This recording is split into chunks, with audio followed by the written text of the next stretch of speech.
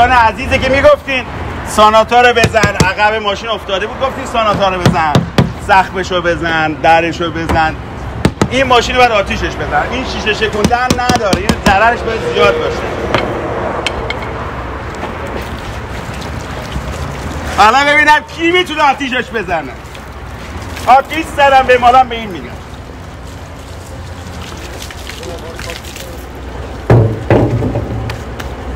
فندک پیدا کنم اینو. فندک. آقا فندک داری؟ آقا فندک داری شما؟ فندک بیا فندک ها. فندک نمیخواد آقا، ولش آقا، خرید آقا مال ما ماشین. دست جناب بگید دادا، رسولاتی. اف نکرده باشی آتیش بزنید. آقا خریده بشه، خریداری بشه. آقا چرا فکر میکنین باید ماشین رو آتیش بزنن؟ ماشین رو شیشه‌شو بیارن پایین.